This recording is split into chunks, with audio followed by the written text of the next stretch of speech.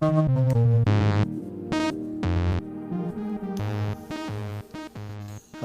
again, everyone. Welcome to another episode of Game Pass Grab Bag, your weekly podcast reviewing games for the Game Pass collection, bringing you two unique perspectives and varying skill range. I am the leader of this revolution, Andrew. With me, the one who is constantly stuck in purgatory, Keith. Hello. And this week we're doing a two-man episode because we figure will probably be a little bit of a quicker episode. But we really wanted to talk about this week's game, which is, of course, 33 Immortals by Thunder Lotus Games. 33 Immortals is a top-down, I was gonna say twin stick shooter, but isometric. Action.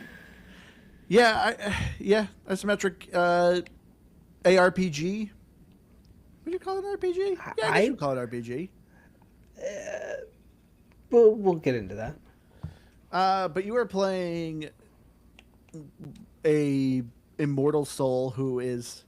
Honestly, I kind of forget a little bit about this story. I know you are a soul that has died and you are trying to fight heaven and hell to get back to life, I think was the mission. I truthfully don't remember fully. And you're dealing with... It's Dante, like a lot of the Dante's characters. Dante's Inferno, yeah. So it has to do with like the rings of hell and things like that. That's where the lore is based, at least, and I think that's the biggest thing. Yeah. So if you've been a listener to us for a while, you'll actually know that we actually covered 33 Immortals a while ago. March 27th, 2025 was when we actually did the episode, which was also me and you episode, Keith. But right. Yeah, but this game has been in preview since then, and you know, I remember back in the day, me and you, we had a good amount of praise for this game.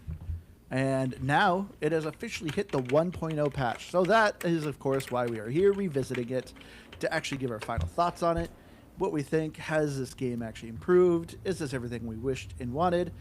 But going around whether or not this is a game or pass, I will start this off. And I will say this is a definite game. I really like 33 Immortals. The next at least a couple of weeks, I'd say, we're probably going to be covering some smaller games because there's been some little indie games that have been coming on Game Pass that literally no one's been talking about. It literally is just, there it is. So we really kind of want to take the time. I know a lot of people like when we talk about the bigger games, those tend to be our bigger listens, but you know what? We really feel like these games need to get some attention.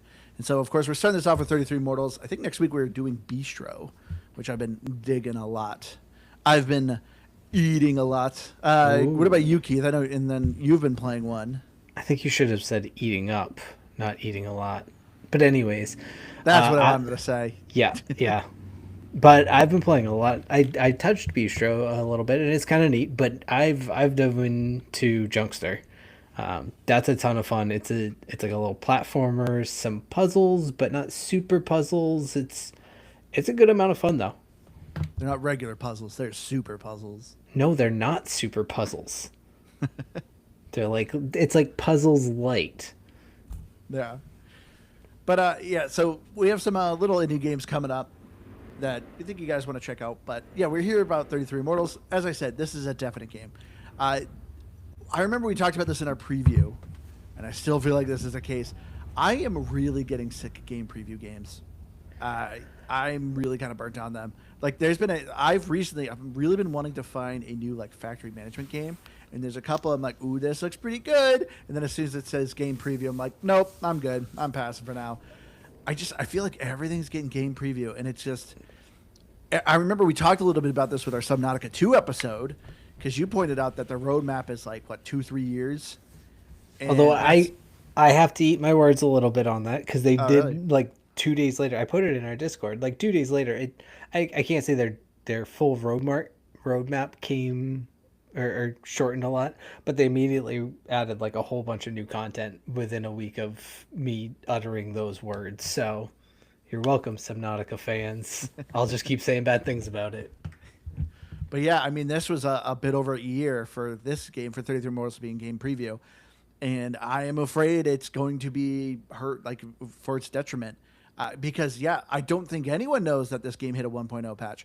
I was kind of we didn't really do a prediction show, but that would have been one of my predictions is that 33 Immortals probably would have had a trailer, just a real quick, maybe a sizzle reel of just, hey, the game's 1.0 now.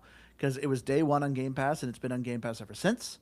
So I know they obviously have some sort of deal with Microsoft. So it's like, oh, maybe Microsoft will give them a little spotlight in the Xbox showcase, which is probably good because that they didn't, because apparently any studio that's in the showcase is getting shut down. So hopefully Thunder Lotus doesn't get shut down. But anyway, yeah, so we wanted to do this episode to remind people this is a 1.0 patch.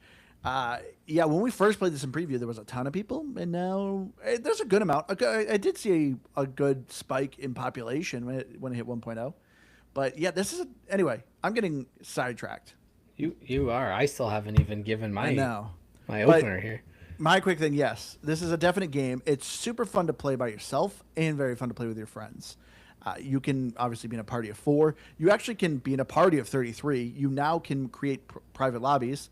And if you have 33 friends, you can invite 33 people. Or 22 if you're playing Purgatory, or 11 if you're trying to do Heaven. There's 3 stages, and obviously it's less people in each stage. But yeah, to me, this is a very fun game. My biggest complaint is that the runs, obviously since this is an online multiplayer game. You do know we're at the beginning of the episode know, right now. You're summarizing this like it is the end of the episode. We are 6.5 minutes in right now. Okay. I have a lot to talk about because I like this game a lot. Anyway, let's talk about it when it's pertinent. This is a definite game whether you're solo or playing with friends. There you go. Gravy. It's like this is the first time you've ever rated a game. My goodness. So yeah, I'm gonna do what the intended opener of this game is. This is a definite game. I loved the preview. The new content's really cool. There's a lot of new features that I like that they reworked and added into this. I didn't really play much as it was trickling in leading up to the 1.0, so it comes a bit as a shock.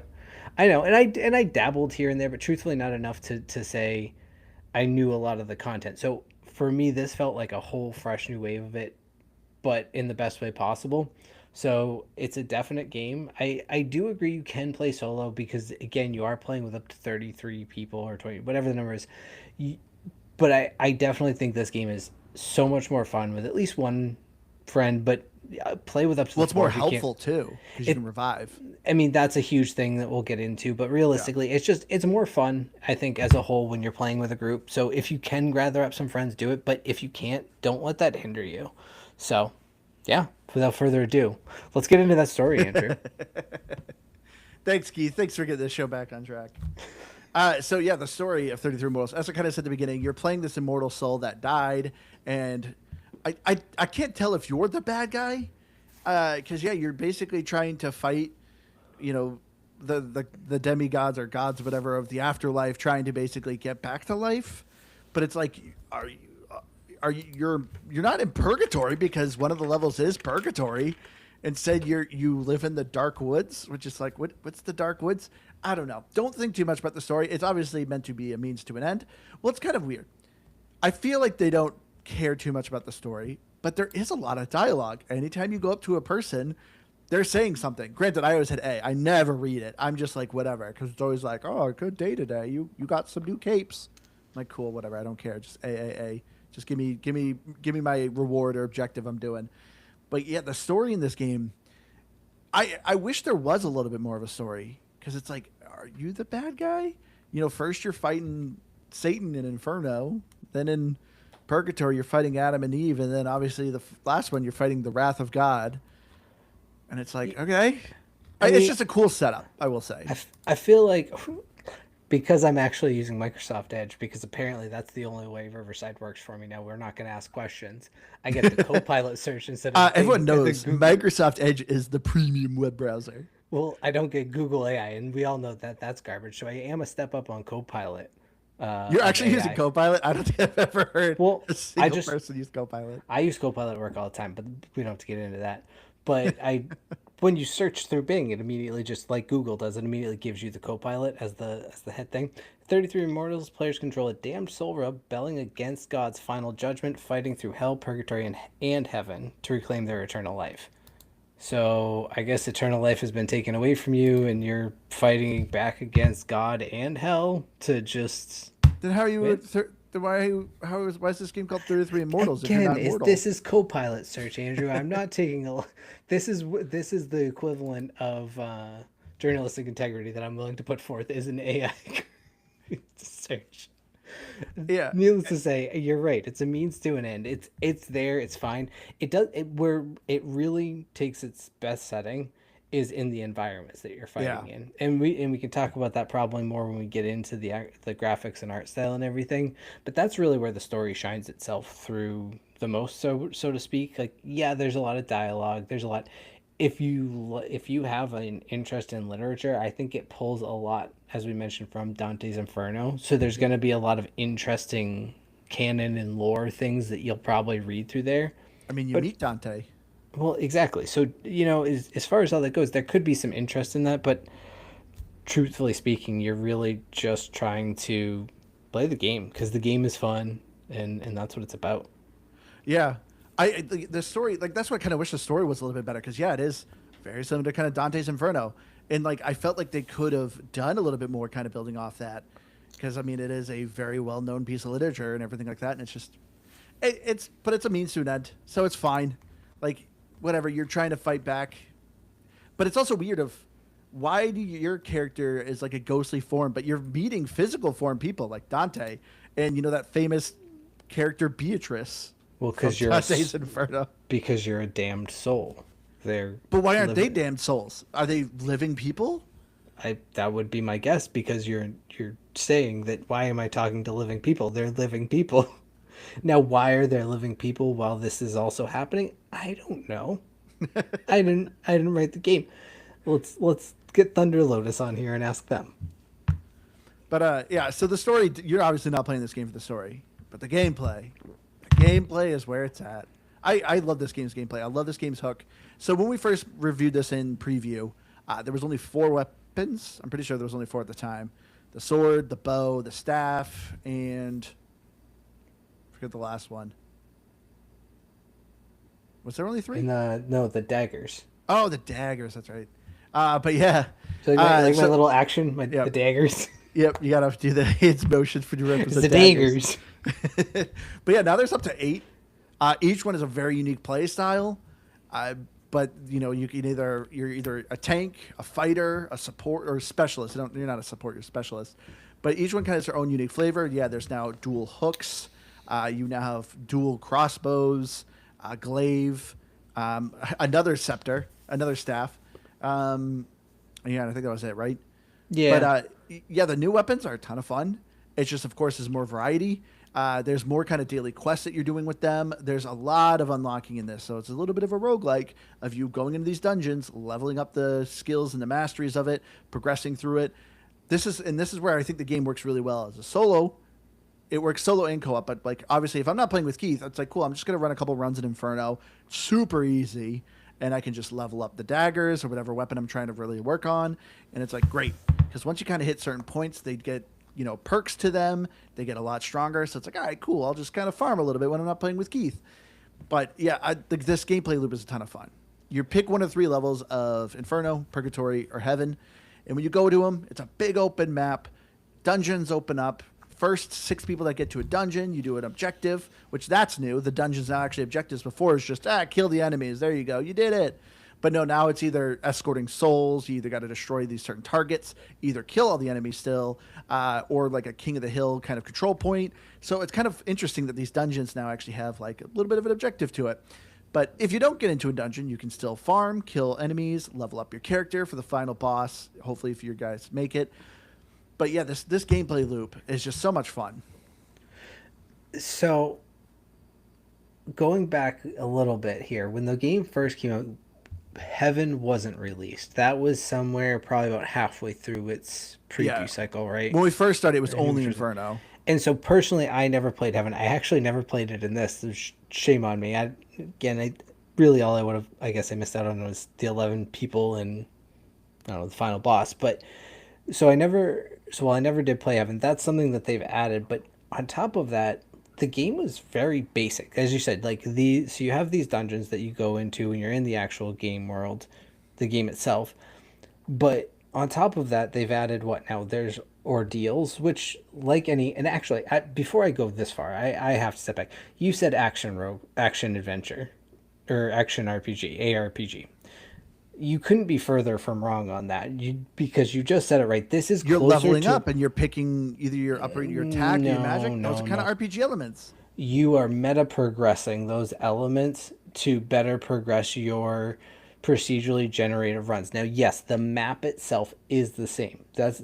But inside of it, everything is procedurally generated where things actually spawn, what's inside the dungeons, what you get for your leveling up, and it's all meta progression. That's not ARPG. That's 100% roguelike. You get permanent stat upgrades between runs by doing objectives. Roguelike. Meta progression roguelike. Yeah, I guess. This isn't just me, Andrew. You have just look at the internet. Literally everywhere on the internet will describe this game as a co-op roguelike.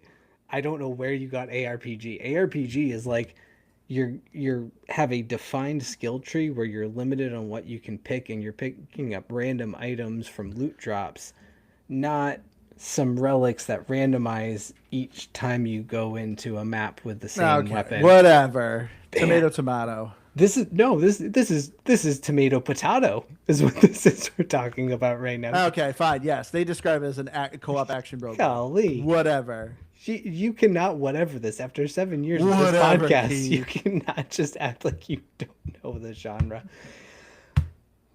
But now that I've put you in your place for this episode, and I'm just riding that high. Okay, you can continue talking because I'm done. I just wanted to roast you. But really, no. Like the loop is awesome. But you have the ordeals, which again, that's very much like a roguelike type of element. Yeah, where which ordeals are just modifiers. Modifiers that not everybody has to deal with, but you have. There's daily events now. So that like in that I didn't fully look at exactly how those worked, but they rotate and I don't know, change the modifiers of the game. So there's just all these little elements that make it such a fun roguelike, and having it as a co-op where you're not forced to play with friends because you have up to 33 people or 22 or whatever the map allows for. It has that freedom to let you play how you want to play. And another element that I think is really cool they added into this, because of the fact that getting 33 people into a game can be quite difficult. Before, the game used to just be, we'll queue up 33 or however many people we can, start the map, and go. Now there's like a 5-minute sort of warm-up period, right? Yeah. Where people can load in up to the 33, even leave within that and come and fill out to that 33. You do all your farming and everything, and that's when the first wave of the dungeons hit. So if you're in on the beginning, lobby, but you're able to play. Exactly. So it allows the games to fill out, but you're not just stuck there waiting for 5 minutes for this game to fill out. And if it doesn't, truthfully, as you said, Inferno is not built to be that difficult. You can win it with 20 people. And I think it also scales some of that, but it can be won with 20 people, especially when you have the lead up farm time. So I really like the system that they're putting in place, that kind of, it's a fail safe, that you're not locked in by, oh crap, we can't get 33 people, this game is dead. Yeah, I've had moments where it was a little bit hard to kind of fill the lobbies when I was playing Heaven.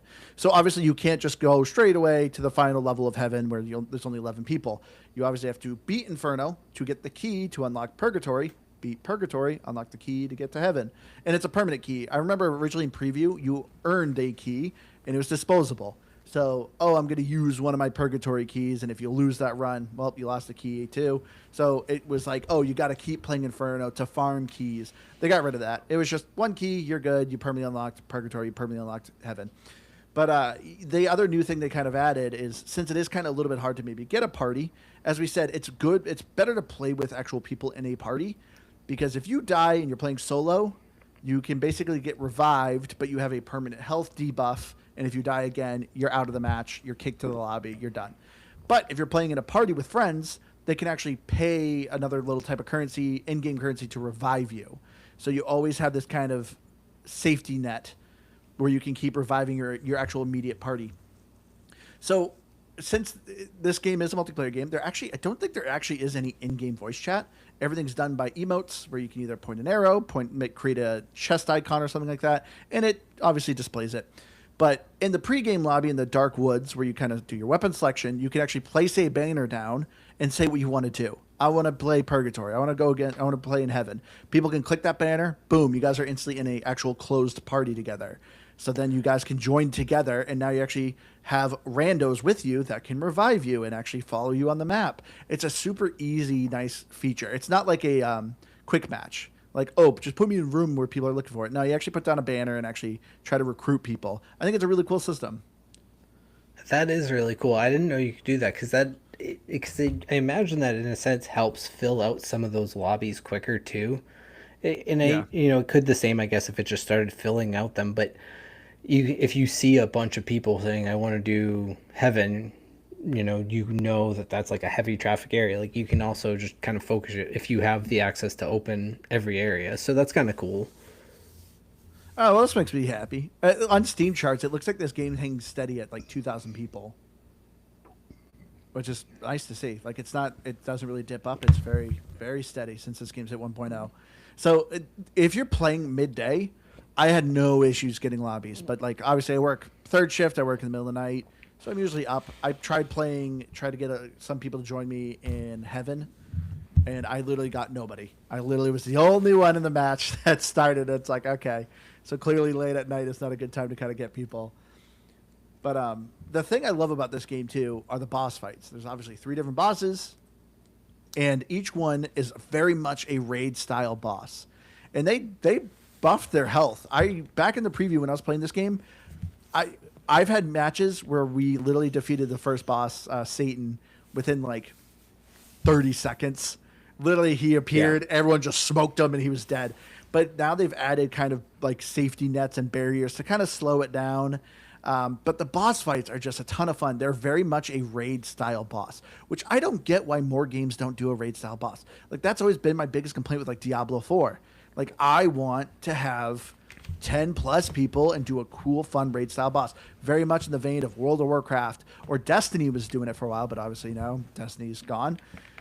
Like I just don't understand why more people just don't do raid style bosses, but 33 Immortal does. And I love they're so well paced.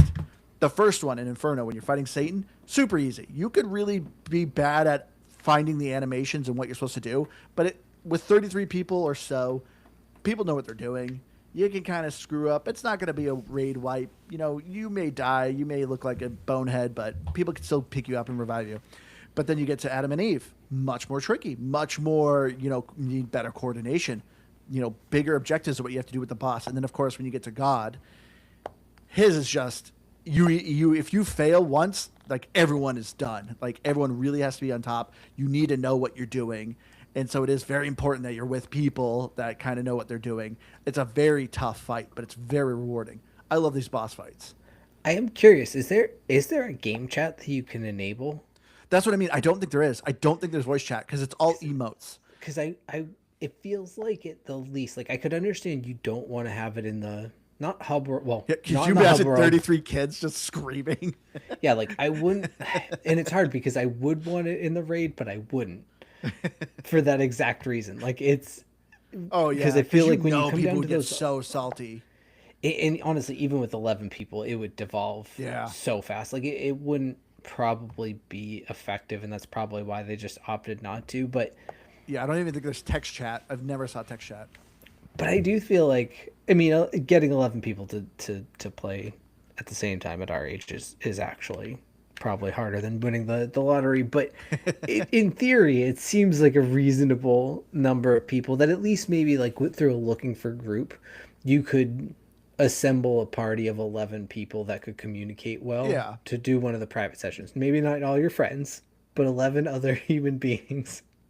Through some sort of process like that actually could be pretty reasonable and honestly could be kind of fun, because while I haven't actually gotten to that final boss, I mean, I remember the Adam and Eve boss is pretty big pain in the butt even on the old game. So I'm trying to remember. I'm trying to Google it. Do you remember what the limit is for an Xbox party? Oh, it's 12 people. 12 people can be in a single Xbox party. So you have to like get a point to like Discord it. Yeah. Do you remember at one point we did that with Sea of Thieves? Yes. Joined with random people, and yeah, there was like 12 people in that lobby. That Gosh, that was was nuts. that was probably still one of the funniest times I've ever. That Because the guy fell asleep. Sea of Thieves alone is probably given me just the funniest moments of gaming ever. And I can think of them off the top of my head. One is the boat full of, again, I don't know how old they were, but Little we'll call kids. them 10 years old. It's just probably about 8 of them on a boat, Very going a high little sloop, pitched kids. rolling up, and then just as you're trying to warn them, the boat explodes. That was fantastic. And yeah, the other one was that giant party. The guy who fell asleep when everyone thought he was just, you know, Ripping a bong. yeah, ripping a bong, and nope, he was just snoring. It was that was great because I think we had every single boat on the server. Yeah. That was our goal, and we got yeah, that was good times. So Old that's school Sea another. of Thieves were the best. You could do an Xbox party and actually get 11 people to do this. But that's the thing. I don't think it requires that much coordination to like do the god fight. Just knowing the bosses is probably Yeah, enough. you just got to at least know because it's 10 people, so it's obviously that's obviously of course if everyone survives the main world and is able to even progress to the final boss of fighting God. Like I've done it twice. One I actually thought we were going to win because we had a party of 8. 8 of us got to him, and everyone was super solid. So I was like, oh great, we actually might win this, and we got pretty far. We got him I think down to half health. But then we just ended up kind of devolving because we lost like 1 or 2 people who weren't paying attention. So then we were down to 6, and then we just didn't have enough DPS to actually progress through the actual mechanics we had to do. But so it didn't require like a ton of coordination, but you at least got to know what's going on. So in the main hub world, there is a compendium, a bestiary, and you can see, oh, this boss will do this objective. If you don't, this will happen. You got to do this when this happens. So it's kind of easy. It's not crazy complicated. Like I said, the first and second boss are pretty easy. But yeah, when it comes to the final boss, you really got to know what you're doing. I forgot that it had that too, where it kind of, like laid out their moves for you. If I remember too, doesn't it like? And maybe you pretty much have it all unlocked. It's like as you fight them a couple times, it starts to unlock that too. It doesn't necessarily just give it to you all up front. If I remember, Yeah, you got to see it. yeah, Actually, I don't know. It's hard to tell because obviously we played this in preview. So exactly. It's not like I could refer to it again.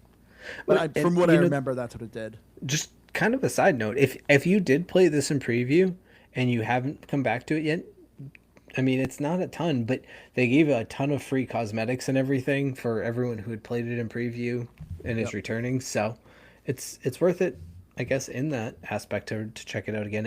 And if you truly did only check it out in the early preview, there's so much more now. It's great. Yeah. So I want to ask you, Heath, what's your favorite weapon? I mostly like the ranged weapons.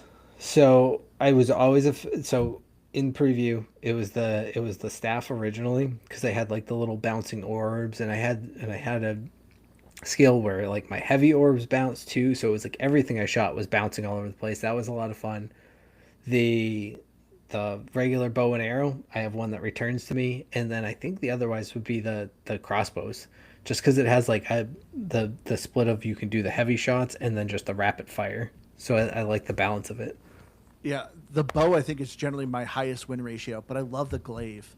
The glaive is so good. It's a little tricky because you can only swing it like 7 times, and then you have to do this weird back step to recharge swings. Because if you don't, like your swings are super like pitiful. I noticed that, and it's kind of a cool weapon. I didn't play with it a lot, but I just looking at the strategy, it's almost like it's like a dive in, dive out type of thing. Hey Keith, I want to show you something. Looking at Steam charts here, what is it? Ooh, What does it say? Oh, that was too zoomed in. it says Steam TV. Right there. What is that? Action RPG. It describes it as. But also action Ooh. roguelike. But it does say I action don't. RPG. I'm But, not the only one who but said what does the that. game developer describe it as? Because that's what I'd go. Well, they don't even know their story, Keith. You know what? We can't go by the developers.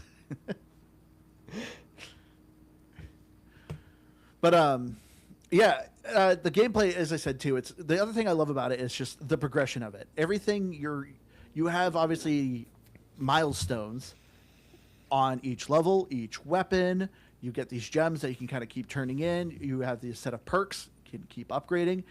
the progression in this game just to me felt so satisfying, and it was always great too. Of like, there's 2 weapons. There's 8 weapons total, but there's 2 that obviously get a shard bonus, which is like the premium currency that you carry over between your runs to fully upgrade your character. And so obviously it's like, oh, if you use that weapon, you'll get extra shards. I loved switching weapons, and I love that it gave me 2 options. Because some weapons I didn't care for. I do not like the hooks. They're called like the hooks of gluttony. Do not care for them. It's a tanky build, and it's just, I don't know, it's not fun. I like the sword. The sword is another tank build. That one was better. But the hooks just, I don't know, I found them to be slow. Their moves weren't that interesting. Every weapon has a co-op ability, and the hooks just, I don't know, it was okay. So they were probably my least favorite weapon. But it's like, oh, but I may not have to pick it. I can pick the other one because it gives you 2 choices. I love that kind of freedom of it. But yeah, I don't know. That's just about all for gameplay. I like now too. As I said, you can also create an actual private lobby. So if you can get 33 people, you can actually just create your own lobby where you won't get randos. There's a lot of little things this game has added. The cosmetics, I will say, are little As you're playing through the game, random cosmetics will drop. They're all in game. There are some purchasable ones, but honestly, none of the cosmetics really wowed me. It's a lot of just kind of color variations. The banners you get are kind of cool. You get a halo on your character that actually can be pretty striking. I have one that's like a giant capybara, which is kind of goofy. But you can also get a little pet that follows you. But I don't know, the cosmetics were just fine. But there's something to that. I was just looking, just when you said hooks of gluttony, it's something to do with the 7 deadly sins. But yeah. then there's also like justice, charity. So it's like they have a weird, deadly, they have like a weird perk system. Well, I'm just talking about, I don't know, the way the naming conventions of them have something to do with, again, the lore and Dante's Inferno and all of that. Yeah.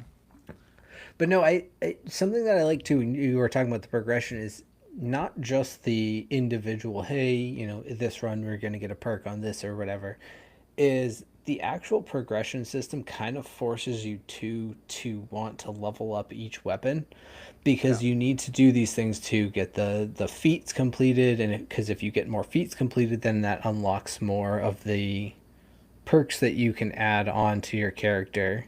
Is that what are the ones that character progression? Yeah. Well, no. The one when you there's the guy you talk to, and like the Virgil. You have like the slots on the left, and you can upgrade them, the little circles. Yeah, you have to do the milestone feats, in order to unlock more. Yeah, so slots. I can't remember what those whatever the perks are, I guess is what they are. But yeah, you have to complete more things. So you have to play with more weapons if you just want to get overall meta stronger. Yeah, in which the perks are pretty cool. Like there's probably like 20. There's not a ton, but each one to me felt very fulfilling. Like, so you can actually do like a loadout of how you want to do it. There's some where it's like, oh, if you revive somebody, revive quicker, and you can revive them with more health. There's some where you get more XP from just killing random monsters. Some where you just have overall more health.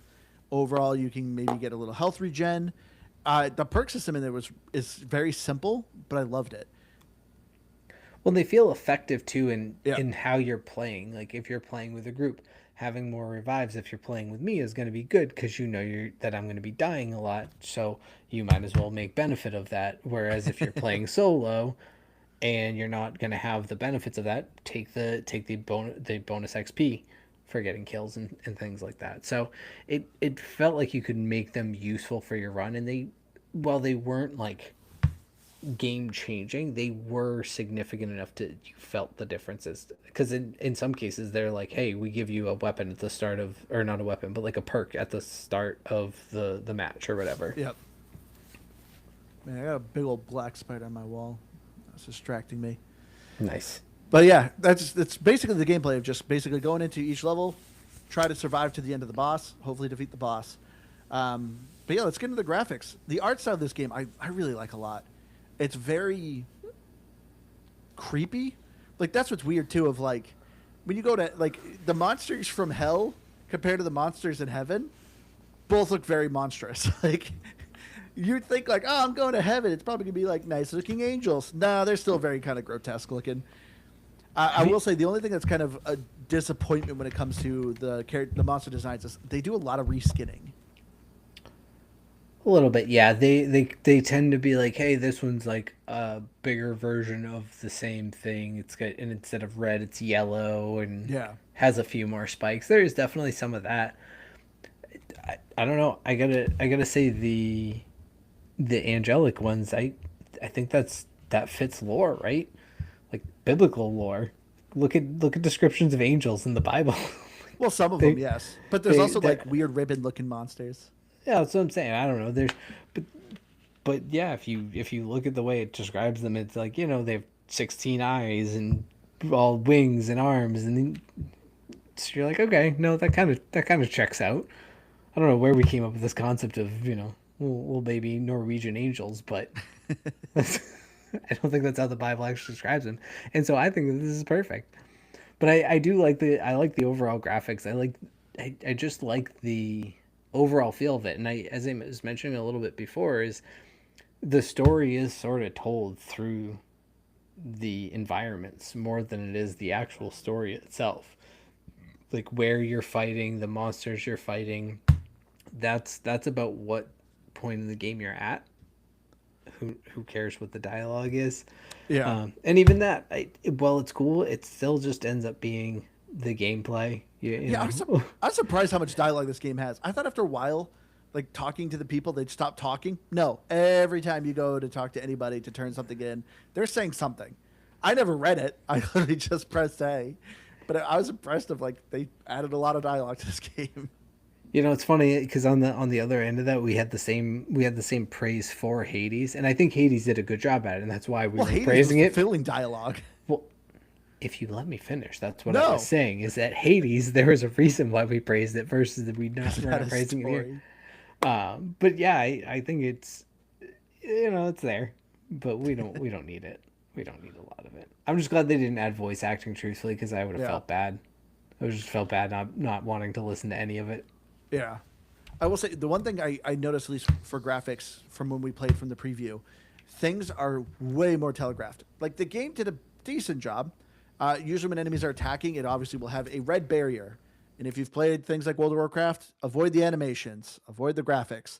And that's what this game is. Almost every attack is boom.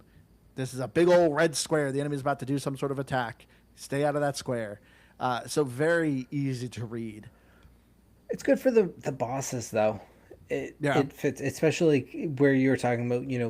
If you're not going to have vocal communication for the raid bosses, they need to be easily telegraphed attacks so everyone can follow the dance without communicating. Like, hey, the boss is doing this. Like Yeah. everyone can watch that while doing their tasks too.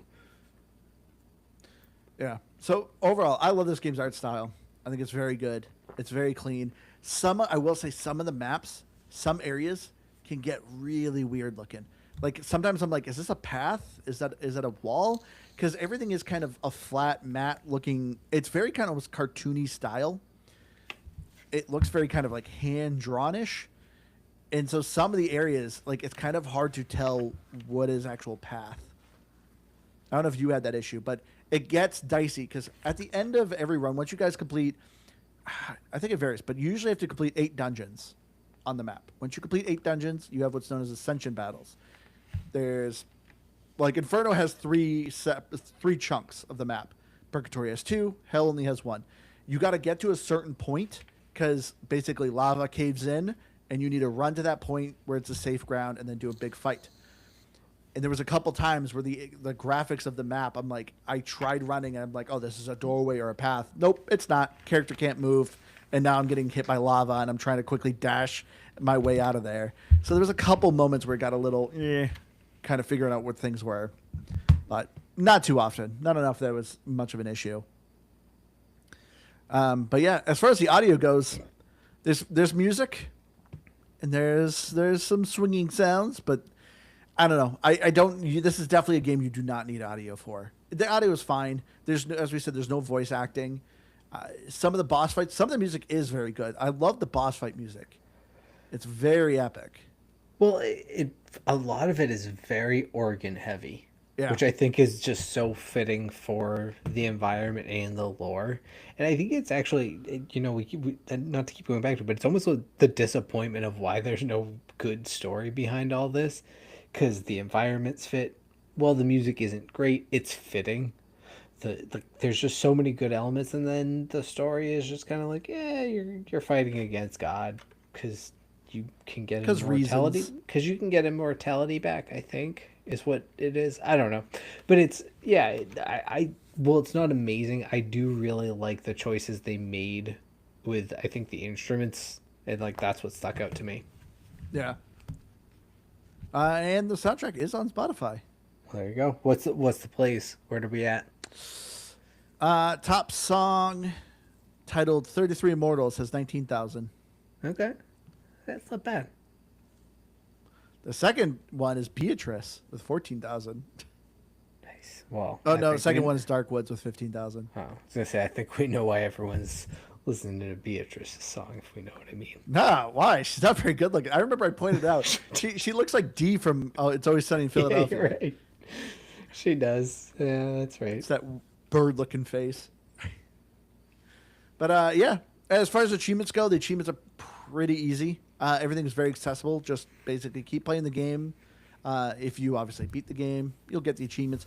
But it is very much of just, yeah, unlock all the weapons, unlock all the perks for that weapon, beat Purgatory, beat Heaven. Very simple stuff. I think there is a couple hard ones to have like all the ordeals on. That one can be a little bit tough. But if you're playing on Inferno, and like I said, Inferno's very easy. It's very like as long as you're semi-competent, you're gonna beat Inferno. So I think even with all the ordeals, it wouldn't be that hard of a ask to do.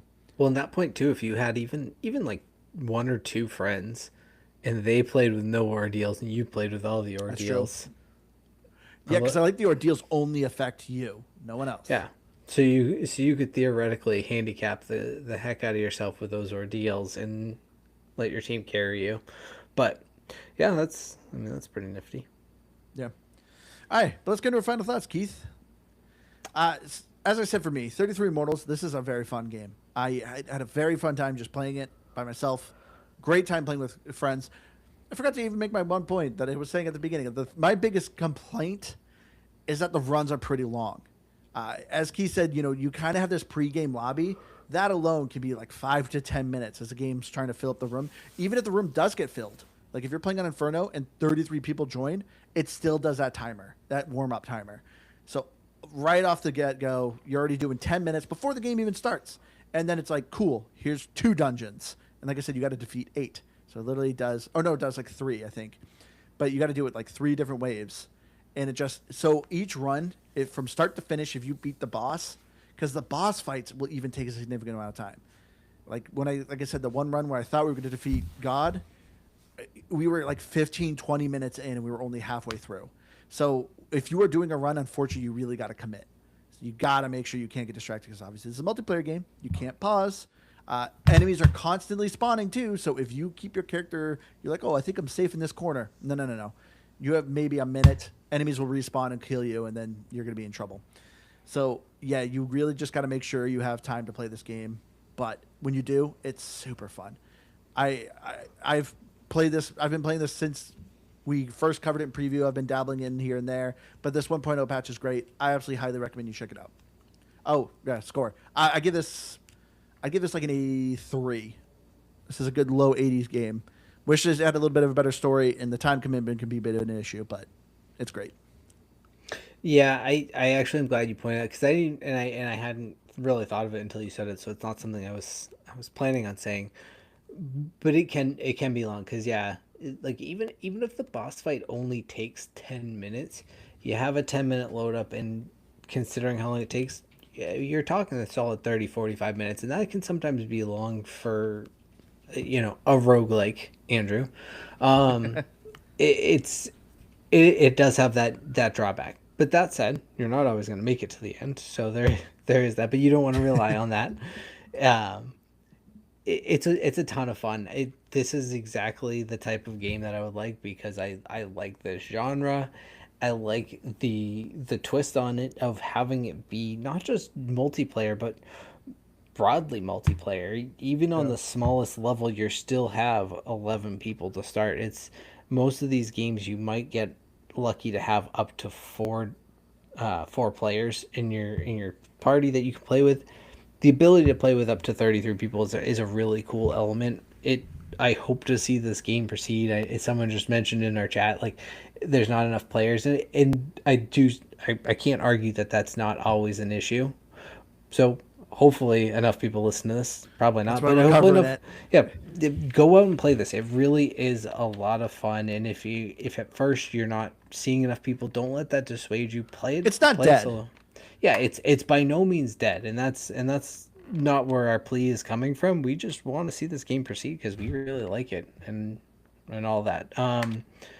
I don't have a lot of complaints about it outside of the time. Truthfully, yeah, the story could be better, and I think there's obvious elements you can see where it would be improved. But overall, that doesn't bother me in the least. I'm here for the gameplay, especially in this style of game. So I don't think still it's not gonna crack into the 90s, but I would give this game an 86. Yeah, I can't believe you're actually rated higher than me. I actually, maybe based on hours played, might not think that, but I really like this, and I don't have a lot of issues. I actually kind of wish Aaron was here for this because of the fact that, well, first of all, I mean, it was a 2-man episode the first time. Having a third opinion could have been interesting, but I actually think Aaron would have really liked this game, and it would have been interesting to see his take on it with a fresh set of eyes. Yeah, especially since he actually liked Hades, because he didn't like the first Hades, but he loved Hades too.